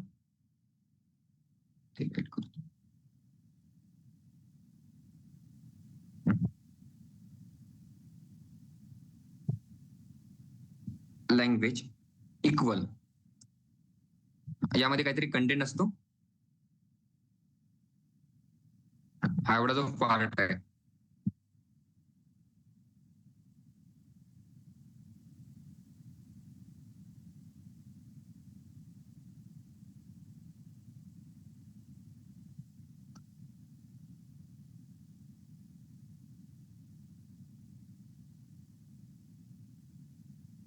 आता डॉक टाईप HTML हे काय हे बघितलं आपण. इव्हन हे डॉक टाईप जे HTML हे कॅपिटल मध्येच राईट करावं लागतं असं नाही, तुम्ही त्याला स्मॉल मध्ये राईट केलं तरी चालेल. त्यानंतर हे HTML तुम्ही स्मॉल मध्ये राईट केलेलं आहे, ते कॅपिटल मध्ये राईट केलं तरी चालतं. या ठिकाणी केस जी HTML आहे ती नॉट केस सेन्सिटिव्ह आहे. जसे सी लँग्वेज, जावा या केस सेन्सिटिव्ह आहे. त्या ठिकाणी कॅपिटल स्मॉल, ज्या ठिकाणी कॅपिटल आहे त्या ठिकाणी कॅपिटलच राईट करावं लागतं, ज्या ठिकाणी स्मॉल आहे त्या ठिकाणी स्मॉलच राईट करावं लागतं. या ठिकाणी तुम्ही कॅपिटल HTML कॅपिटल राईट करायचं करू शकता, स्मॉल राईट करायचं स्मॉल राईट करू शकता. या ठिकाणी तुम्हाला हे स्मॉल मध्ये राईट करायचं तरी करू शकता, याने काही इश्यू येणार नाही. त्यामध्ये आता जो HTML चा आपण जो स्कोप बघितला, डॉक्युमेंट स्कोप मध्ये HTML चा हा टॅग येतो. डॉक्युमेंट स्कोप मध्ये हा HTML चा जो टॅग येतो, त्या HTML च्या टॅगला जो फर्स्ट जो ऍट्रिब्यूट्स आहे लँग मीन्स लँग्वेज. या ठिकाणी इक्वल देऊन डबल कोड मध्ये काहीतरी राईट केलेलं असतं. आता या ठिकाणी आपण बाय डिफॉल्ट काय येते बघूया. हे रब करूया. बाय डिफॉल्ट काय येते ते बघूया.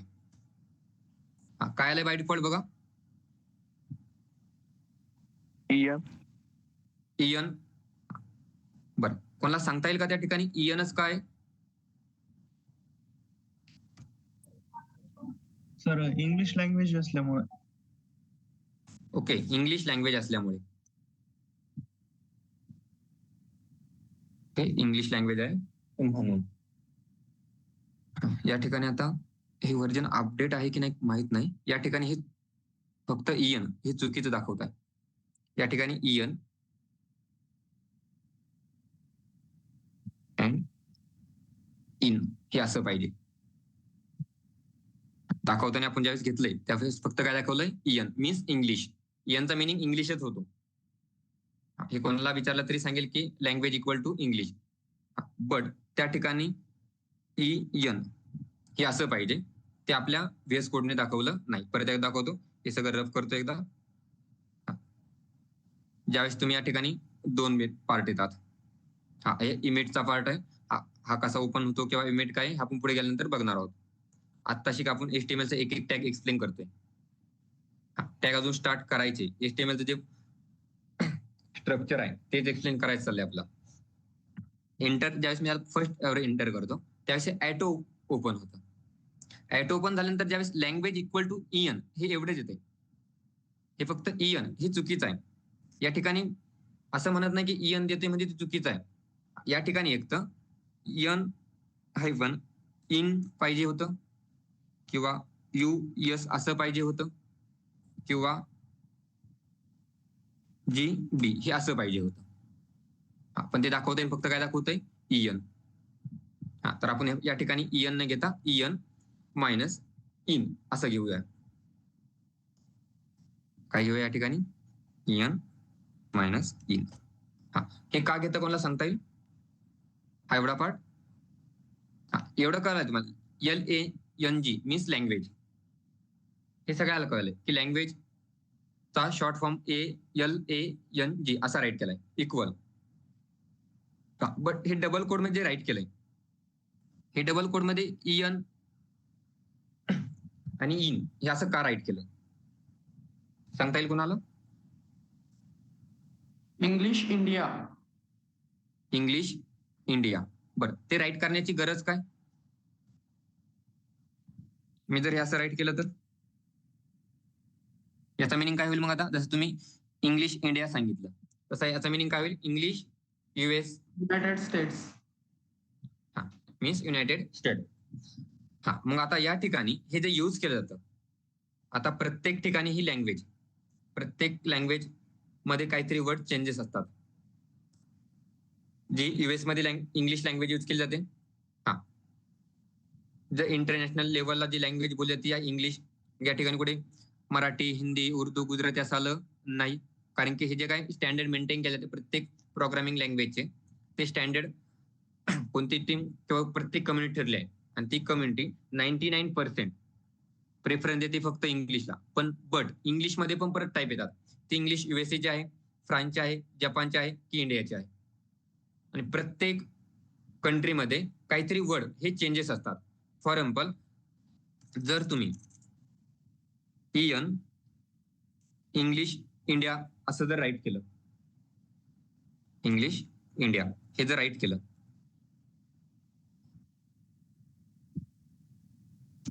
इंडियामध्ये कलरची स्पेलिंग काय? COLOUR अशी स्पेलिंग आहे कलरची. बट तेच जर तुम्ही US मध्ये गेला तर त्या ठिकाणी इयन US हे जास्त यूज केलेलं असेल तर त्या ठिकाणी कलरची स्पेलिंग आहे COLOR. मग आता दोन्हीचा मिनिंग कलरच आहे. दोन्ही पण वर्ड कलरला रिप्रेझेंट करताय. बट इंडियामध्ये कलरची स्पेलिंग आहे CLOUR अँड US मध्ये कलरची स्पेलिंग आहे COLOR. आता प्रत्येक कंट्रीमध्ये आता हे झालं वर्डचं जसं प्रत्येक कंट्रीची करन्सी ही वेगळी आहे. इंडियाची करन्सी काय रुपीज आहे. नंतर यूएसची करन्सी काय आहे डॉलर मध्ये आहे. मग आता ज्यावेळेस तुम्हाला ते ऑपरेशन परफॉर्म करायचे, या मार्कअप लँग्वेज मध्ये ते ऑपरेशन परफॉर्म करायचे, त्यावेळेस ते ब्राउझरला समजणं गरजेचं आहे की तुम्ही कोणत्या देशातील किंवा कोणत्या कंट्रीमधील कंटेंट यूज करताय. मग त्यासाठी त्या ब्राउझरला सांगावं लागतं. जे अगोदर तुम्हाला सांगितलंय ना की तुम्ही जो कोड राईट करता तो ब्राउझर पर्यंत जाण्याच्या अगोदर एक ट्रान्सलेटर आहे. तो ट्रान्सलेटर तो कोड कन्वर्ट करून मग ब्राउझरला येतो. तो ब्राउझरला देण्याच्या अगोदर ते HTMLचं कोणतं व्हर्जन आहे, त्यामध्ये कोणता कसा कोड यूज केला जातो ते अगोदर त्याला चेक करतो आणि नंतर ब्राउझरला सेंड करतो. मग त्यामुळे आता प्रत्येक देशाची करन्सी वेगळी आहे. इव्हन प्रत्येक देशामध्ये काही काही वर्ड आहे ते पण चेंजेस आहे. आता मग या ठिकाणी फक्त असं नाही की US, इंडिया दोनच लँग्वेज यूज केल्या जातात. या ठिकाणी जपानी लँग्वेज पण यूज केल्या जाते. फ्रान्स, चायना, रशिया प्रत्येक लँग्वेज यूज केल्या जातात. ज्यावेळेस तुम्ही ज्या ज्या कंट्रीची वेबसाईट ओपन करता त्या कंट्रीच्या या ठिकाणी तुम्हाला लँग्वेज, जर इंडियाची वेबसाईट ओपन केली तर इंग्लिश इंडियन असं दिसणार आहे. जर तुम्ही US ची वेबसाईट ओपन केली तर त्या ठिकाणी इंग्लिश US असं दिसणार आहे. फॉर एक्झाम्पल तुम्हाला लगेच शो करून दाखवतो.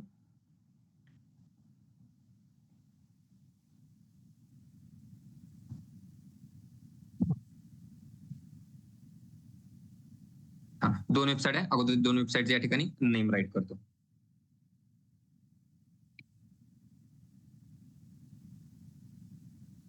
पहिली वेबसाईट आहे ते आहे Amazon.com.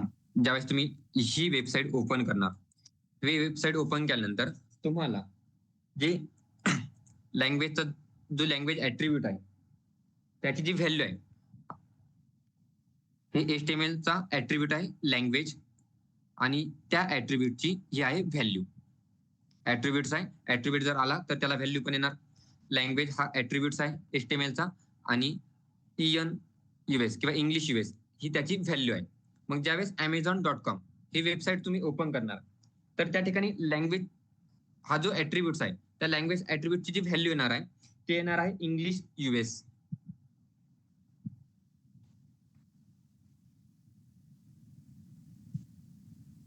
आणि दुसरी जी वेबसाईट आहे ती पण Amazonचीच आहे. म्हणतात दोन्हीमध्ये डिफरन्स काय, तो डिफरन्स दाखवायचा आहे. Amazon.in.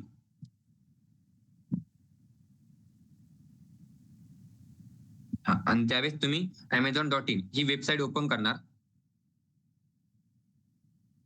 Amazon.in ही वेबसाईट ओपन केल्यानंतर ज्यावेळेस HTMLचा जो लँग्वेज हा ऍट्रिब्यूट आहे त्या ऍट्रिब्यूटची जी व्हॅल्यू असणार आहे ती असणार आहे इंग्लिश इंडियन.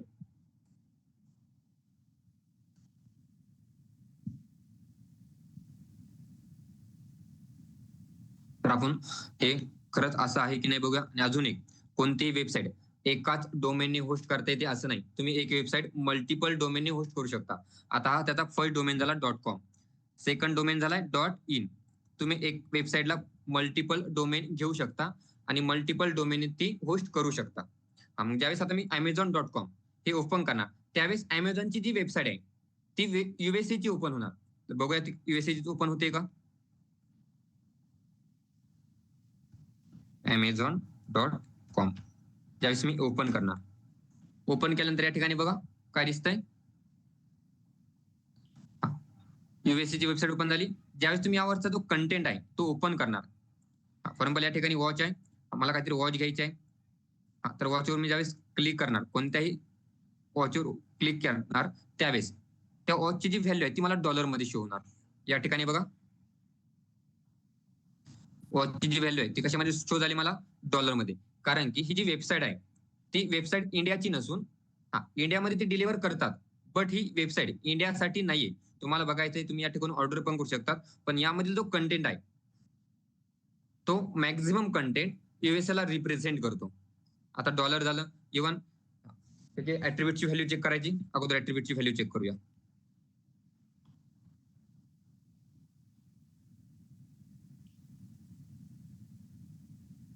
काय दिसते बघा ऍट्रिब्यूटची व्हॅल्यू,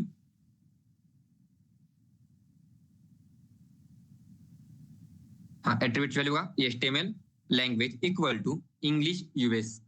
ज्यावेळेस तुम्ही Amazon.com ही वेबसाईट ओपन करणार त्यावेळेस तुम्हाला जो लँग्वेज ऍट्रिब्यूटची जी व्हॅल्यू आहे ती इंग्लिश US दिसणार. ज्यावेळेस आता मी हीच Amazonची वेबसाईट ओपन करतो पण .in या डोमेनने ओपन करतो. Amazon.in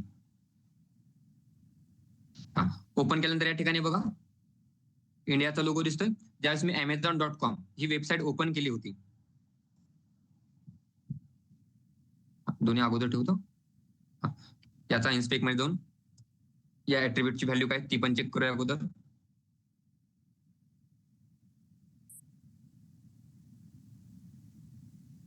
या ठिकाणी बघा ऍट्रिब्यूटची व्हॅल्यू काय इंग्लिश इंडियन आणि या ठिकाणी Amazon.comच्या ऍट्रिब्यूटची जी व्हॅल्यू आहे ती आहे इंग्लिश US.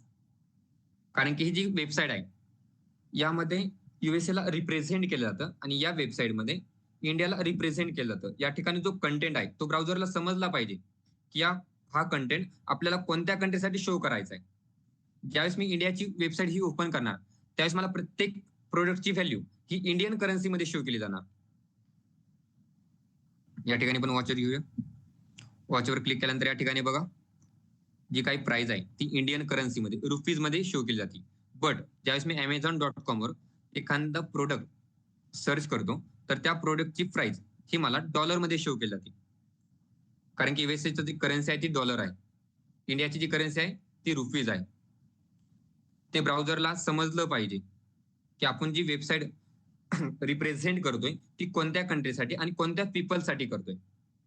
या ठिकाणी जसं आता USA आणि इंडिया दाखवलं तसं प्रत्येक कंट्रीची जी वेबसाईट आहे त्या ठिकाणी प्रत्येक कंट्रीचा ऍट्रिब्यूटचं सेम असणार. प्रत्येक कंट्रीसाठी लँग्वेज इक्वल टू जी काय व्हॅल्यू आहे प्रत्येक कंट्रीसाठी ती व्हॅल्यू चेंज केली जाणार.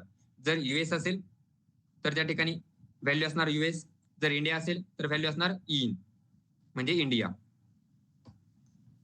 त्या ठिकाणी प्रोडक्ट पण तसे दाखवले ना, कारण की जो ब्राउझर आहे त्याला जो काही युजर आहे त्यावेळेस तुम्ही तुमचं जो कंट्रोल पॅनल आहे त्या ठिकाणी तुम्हाला जसे फायरवॉल दाखवलं होतं. कंट्रोल पॅनल मध्ये आपण कोणती लँग्वेज प्रिफर करतो किंवा आपला जो PC आहे आपलं जे डिव्हाइस आहे कोणत्या लँग्वेजला सपोर्ट करतं ते दाखवलं जातं.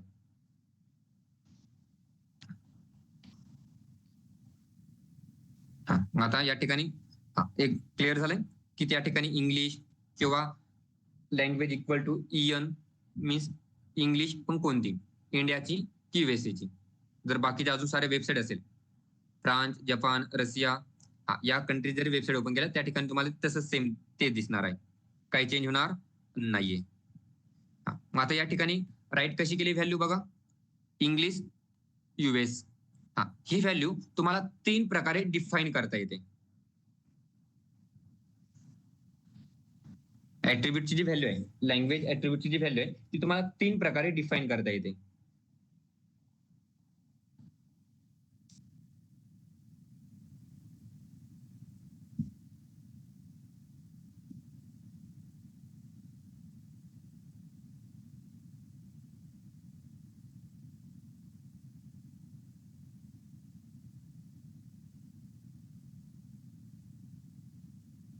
ते वे कोणते ते दाखवतो.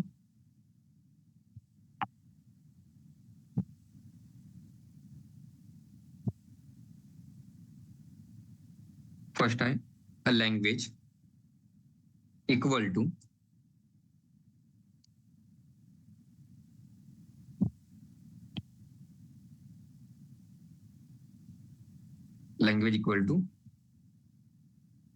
इंग्लिश. आपण इंडियाच घेऊया इंग्लिश इंडिया. हे तुम्ही असं पण डिफाईन करू शकता. जो ऍट्रिब्यूट्स आहे त्याची व्हॅल्यू अशी पण डिफाईन करू शकता. जर तुम्हाला अशी डिफाईन करायची नसेल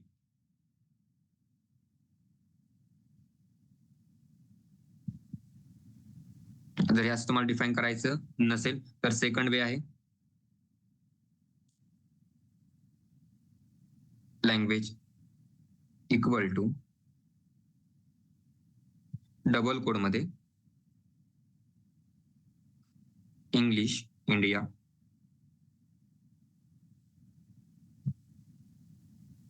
हा सेकंड वे झाला. आणि थर्ड जो वे आहे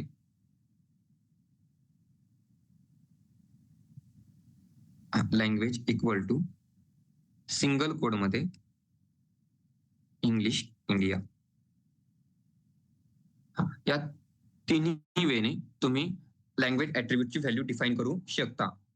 बट जो प्रेफर केला जातो as a professional web developer, जो प्रेफर केला तो हा आहे second way, language equal to double code मध्ये इंग्लिश इंडिया. मग या ठिकाणी इंग्लिश इंडिया, इंग्लिश US, तुम्हाला पाहिजे त्या कंट्रीची तुम्ही या ठिकाणी पाहिजे त्या कंट्री तुम्ही त्या ठिकाणी नेम घेऊ शकता, पण ते ऍज अ स्टँडर्ड वे ते तुम्हाला डबल कोड मध्येच घ्यावं लागतं. असं नाही की तुम्ही जर कोण सिम्पल राईट केलं तरी ते चालणार आहे, सिंगल कोड मध्ये राईट केलं तरी चालणार आहे, पण डबल वे मध्ये. जसं फॉर एक्झाम्पल जावामध्ये ऍरे मल्टिपल वेने डिक्लेअर करता येतो, पण प्रोफेशनल वे एकच आहे. बाकीच्या वेने डिक्लेअर केला तर एरर येत नाही, पण प्रोफेशनल वे हा एकच आहे. तसं सेम तुमचं लँग्वेजचं जे ऍट्रिब्यूट्स आहे तुम्ही 3 टाईपने डिफाईन करू शकता किंवा डिक्लेअर करू शकता, पण as a professional web developer तुम्ही हा जर वे यूज केला तर तो गुड आहे.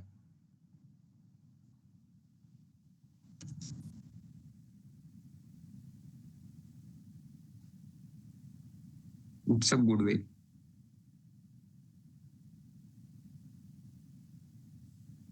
or define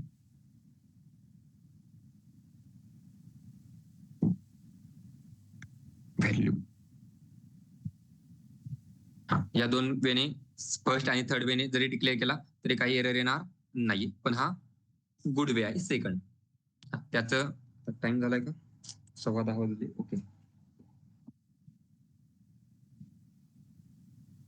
ठीक आहे. आता हे हाच गुड का किंवा हे बाकीच्या प्रोग्रामिंग लँग्वेजची कसं रिलेट करून सांगायचे त्यासाठी परत 15-20 मिनिटं जातील, तोपर्यंत निम्मे झोपतील. ओके ठीक आहे चालेल. आजचा जेवढा पार्ट झालाय तेवढ्या पार्ट मध्ये कोणाला काही डाऊट आहे का? सर इंग्लिश इंडिया जे तुम्ही सांगितलंय, ओके तर सर मग ज्यावेळेस आपण HTML ला तो टॅग देतो, आय टॅग देतो, आपला आय टॅग म्हणतो, हा टॅग देतो सिम्पल टॅग, त्यावेळेस आहे ना ते इंग्लिश होतं, लँग्वेज EN येतं फक्त, पुढं IN नाही येत.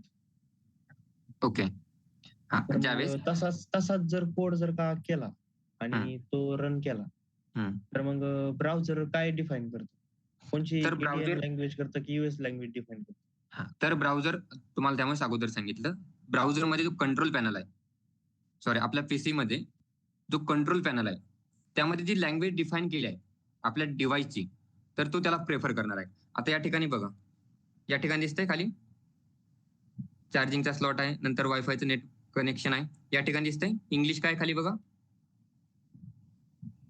या ठिकाणी दिसतंय का? त्या ठिकाणी कर्सर आहे US. मग आता तुमच्या ब्राउझर मध्ये जी डिफाईन आहे, तुमच्या डिव्हाइस मध्ये, तुमच्या लॅपटॉप मध्ये किंवा पीसी मध्ये जी लँग्वेज डिफाईन केली आहे कंट्रोल पॅनल मध्ये, त्याला तो प्रेफर करणार आहे. जर फक्त इंग्लिश एवढंच यूज करताय तर. Okay okay sir, it is clear. Okay अजून कोणाला काही डाऊट? सर आपण ईच्या जागेवर दुसरी लँग्वेज देऊ शकतोय का? कुठे? इथे का? नाही, इंग्लिशच्या जागेवर.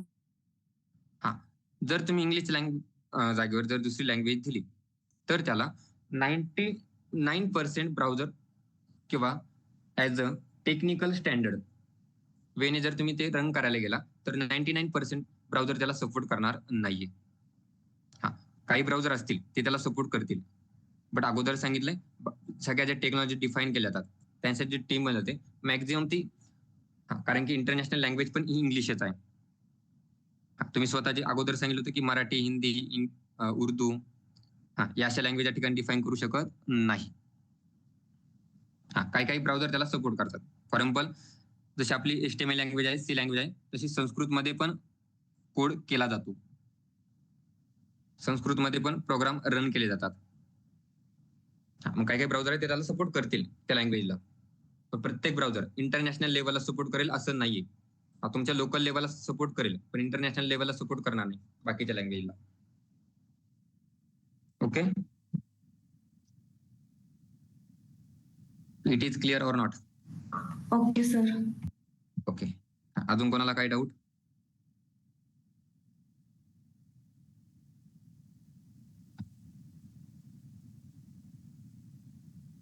सर HTML5 साठी आपण डॉक स्टाईल HTML घेत होतो, तसं व्हर्जन HTML3 आणि 4 साठी काय यूज करत होतो? कोणता टॅग यूज करत होतो? HTML 3 and 4 साठी जस्ट 1 मिनिट लगेच दाखवतो. आपण हे जे पेज बनवलं होतं हे पेज परत रन करतो. त्यानंतर इन्स्पेक्ट वर क्लिक करू याच्या. या ठिकाणी बघा HTML 3 and 4 चा जो टॅग होता, जो मेन टॅग होता, त्या टॅगचा या ठिकाणी एक्सप्लेनेशन आहे बघा.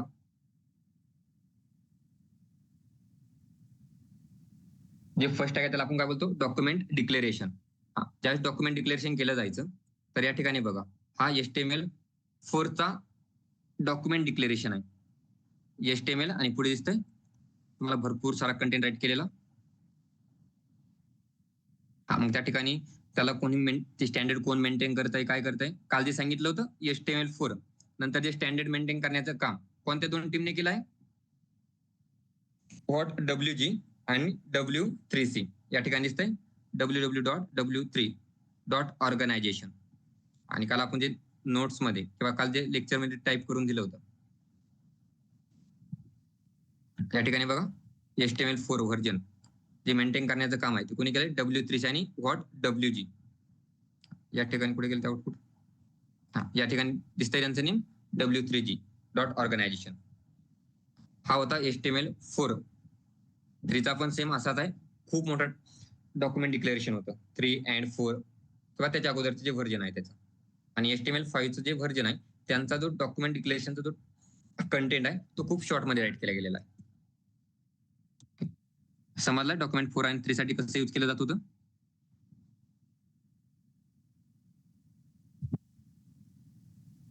आता त्यांचा क्वेश्चन होता, त्यांना कळालंय का?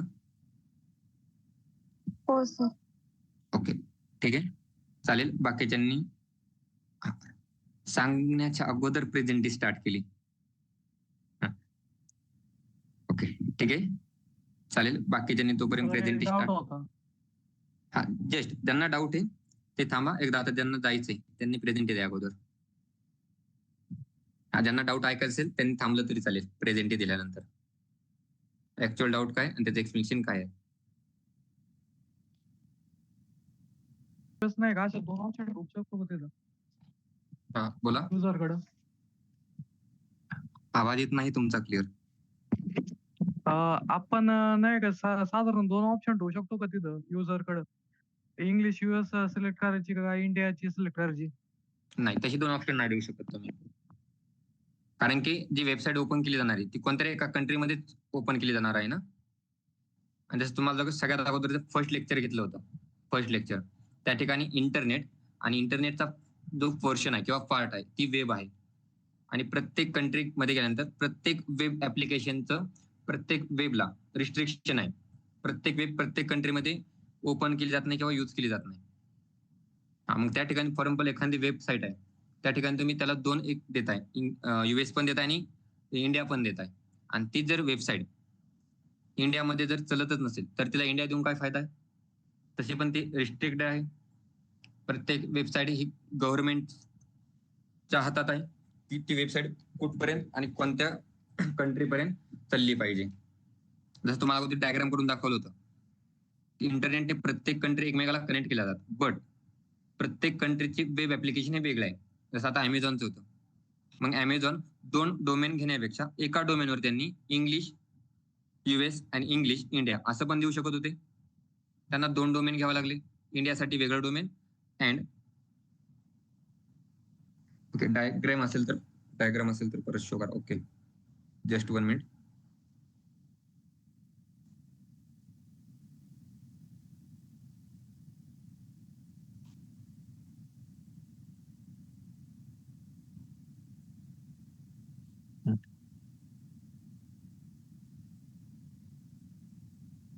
आता ही डायग्राम आहे. यामध्ये बघा इंडिया, UK आणि US. आता या प्रत्येक कंट्री एकमेकाला इंटरनेट थ्रू कनेक्ट केले असतात. बट प्रत्येक कंट्रीची ही वेब ऍप्लिकेशन हे वेगळं आहे. इंडियाची जी वेब आहे ही वेबला काहीतरी रिस्ट्रिक्शन आहे. ही वेब फक्त इंडिया पुरती चालणार आहे. युएसए ची जी काही वेब आहे ही फक्त युएस पुरती चालणार आहे. युके ची जी काही वेब आहे ही फक्त युएस पुरती चालणार आहे. आणि फॉर एक्झाम्पल तुम्हाला सांगितलं होतं एक आपल्या प्राईम मिनिस्टरचं एक्झाम्पल पण दिलं होतं. प्राईम मिनिस्टर रिलेटेड एका न्यूज चॅनलने बीबीसी न्यूज चॅनलने काहीतरी न्यूज व्हायरल केली होती. ती व्हायरल केल्यानंतर ते काही काळानंतर किंवा काही वेळातच ती काय न्यूज आहे ती इंटरनेटवरून डिलीट करण्यात आली. कारण की या सगळ्या वेबचा ऍक्सेस जसा इंटरनेटला सांगितलं होतं इंटरनेट विदाउट ऍक्सेस आहे, त्याला कोणी ऍक्सेस करू शकतं. बट वेब हे रिस्ट्रिक्टेड ऍक्सेस आहे. वेबला जो काही ऍक्सेस आहे तो रिस्ट्रिक्टेड आहे, त्याला प्रत्येक जण ऍक्सेस करू शकत नाही. मग त्यासाठी आता इंडियाची जी वेब आहे काही इंडियामध्ये फॉर एक्झाम्पल एक एक्झाम्पल पण दिलं होतं की साऊथ कोरिया, नॉर्थ कोरिया, त्यानंतर जपान, त्या ठिकाणी युट्यूब हे यूज केलं जात नाही. त्या ठिकाणी ते रिस्ट्रिक्टेड आहे. बाकीच्या कंट्रीमध्ये ते यूज केलं जातं. त्याच्या गव्हर्नमेंटच्या याच्यावर आहे त्याला यूज करून द्यायचे नाही करून द्यायचे. काही युएस मध्ये काही अशा मूवी आहे त्या ठिकाणी त्या लिगल आहे, पण इंडियामध्ये त्या इलिगल आहे. त्यामुळे त्या इंडियामध्ये शो दाखवल्या जात नाही, कारण की प्रत्येक ऍप्लिकेशन ही रिस्ट्रिक्टेड ऍक्सेस आहे त्याला. मग त्यामुळे अमेझॉनची वेबसाईट तुम्हाला ओपन करून दाखवली. जर तसं काही नसतं तर त्यांनी एकाच वेबसाईटवर इंडियाचं पण कंटेंट दाखवलं असतं अँड युएसएचा पण कंटेंट दाखवलं असतं. मग त्या वेबसाईटमध्ये परत 2 पार्ट करावे लागले असते त्यांना. जी काही व्हॅल्यू आहे प्रोडक्टची, इंडियाची व्हॅल्यू सेपरेट दाखवावी लागली असती, युएसएची व्हॅल्यू सेपरेट दाखवावी लागली असती. बट आता जर त्यांनी 2 पार्ट एकाच वेबसाईटमध्ये जर 2 पार्ट केले असते, युएसएचे डॉलरमध्ये प्राइस ती खूप त्यांना कमी वाटते, ती आपल्याला जास्त वाटते. फॉर एक्झाम्पल एखादी प्रोडक्टची व्हॅल्यू ही $200 आहे, तर त्या ठिकाणी त्यांना $200 काही वाटणार नाही. बट तीच व्हॅल्यू त्यांना या ठिकाणी नेक्स्ट पेजमध्ये किंवा त्या ठिकाणी अजून एक पार्ट करून जर त्या ठिकाणी 2 लाख जर दाखवलं किंवा 20,000 दाखवलं, तर मग ते म्हणणार की या ठिकाणी यांना जो प्रोडक्ट सेल केला जातो तो काहीतरी डिफरन्स आहे आणि आपल्याला जो प्रोडक्ट सेल केला जातो तो काहीतरी डिफरन्स आहे. त्यामुळे दोन्हीचे डोमेन डायरेक्ट चेंज केले आणि दोन्हीच्या डोमेनला जे काही लँग्वेज हा ऍट्रिब्यूट आहे त्याच्या व्हॅल्यू इंडियासाठी इंडियाचा ठेवलाय, युएस साठी युएसचा ठेवलाय. त्यामुळे तुम्ही दोन्ही एका टायमाला देऊ शकत नाही. It is clear? हो सर. ओके.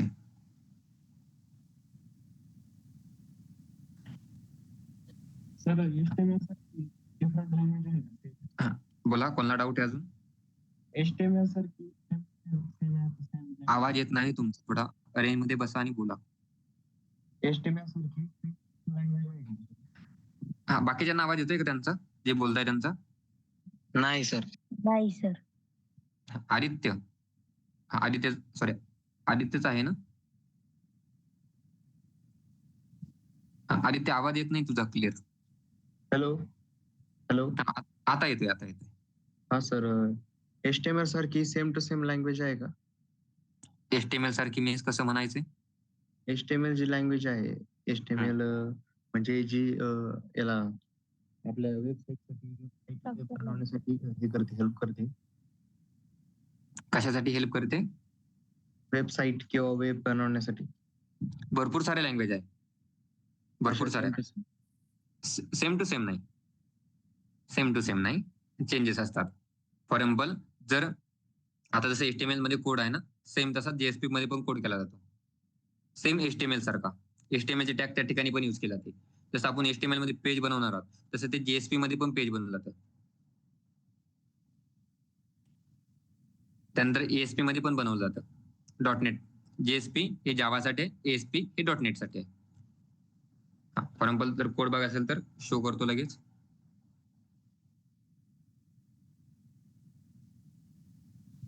हे लोड व्हायला थोडा वेळ घेईल.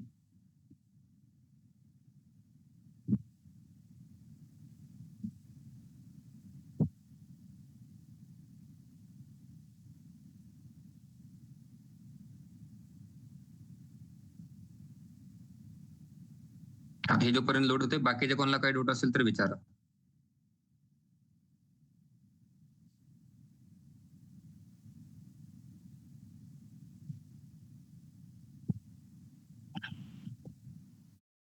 स्क्रीन दिसते सगळ्यांना? जेवढे लेक्चरला आहे त्यांना स्क्रीन दिसते? हो सर. हो सर.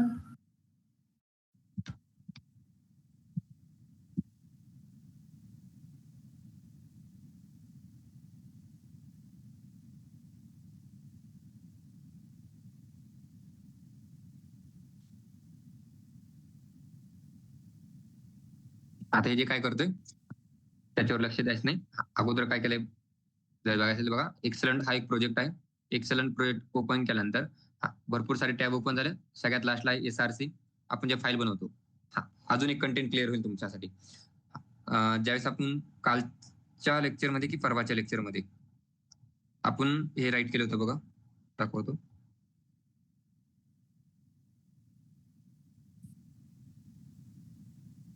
स्टॅटिक पेजचं एक्सटेन्शन काय असतं आणि डायनॅमिक पेजचं एक्सटेन्शन काय असतं.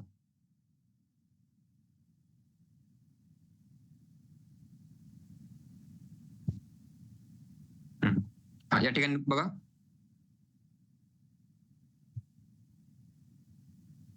या ठिकाणी दिसतंय सगळ्यांना डायनॅमिक पेजचं जे एक्सटेन्शन आहे ते काय नेमने सेव्ह केलं होतं आपण, .jsp. आणि डायनॅमिक पेज हे कशामध्ये स्टोअर केले जातात? SRC फाईल मध्ये as a professional web developer. या ठिकाणी बघा, ज्यावेळेस मी SRC वर क्लिक करतो, SRC वर क्लिक केल्यानंतर मेन एक फोल्डर आहे, मेन मध्ये वेब ऍप नावाचं एक फोल्डर आहे. त्यावेळेस मी ज्यावेळेस राईट क्लिक करणार, राईट क्लिक केल्यानंतर या ठिकाणी न्यूचं ऑप्शन येणार. न्यूचं ऑप्शन आल्यानंतर न्यू फाईल असेल आणि सगळ्यात लास्टला आहे JSP फाईल. त्यावेळेस मी क्लिक करणार. या ठिकाणी फाईलचं नेम देण्यासाठी येणार. मग त्या फाईलला नेम देतो मी.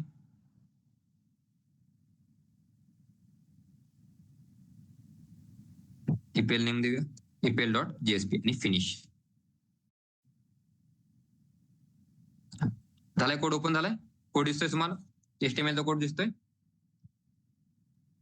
हो सर. हो sir. Aditya yes sir, yes sir. हा दिसतोय ना? या ठिकाणी बघा HTML चा कोड आहे, बट त्याच्या अगोदर काहीतरी आहे. या ठिकाणी जसं HTML सांगत होतं, या ठिकाणी कशात आहे बघा, लँग्वेज इक्वल टू व्हॅल्यू काय दिली बघा या ठिकाणी, जावा. तुम्ही जो कोड करायचा आहे तो कोणत्या लँग्वेज मध्ये करायचा आहे? आता ती लँग्वेज वेगळी आहे आणि प्रोग्रामिंगची लँग्वेज आहे. हे JSP चे पेज बोललं जाते याला. आणि हे पेज कशामध्ये स्टोअर आहे? SRC मध्ये. आणि हे जे पेज आहे ते डायनॅमिक आहे. फक्त HTML मध्ये आपण कोड करू शकतो का? HTML मध्येच आपण हे फॉर्म काय असेल ते क्रिएट करू शकतो असं नाहीये. या ठिकाणी पण करू शकता तुम्ही.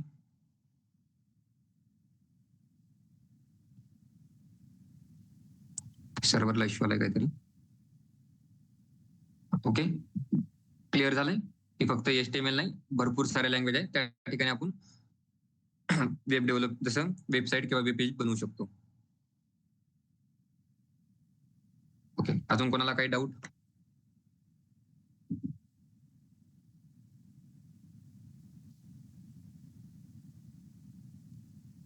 Okay, bye sir, good night. Good night, good night Aditya, good night.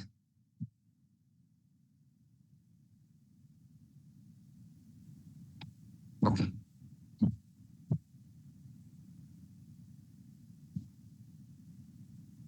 ठीक आहे. कोणाला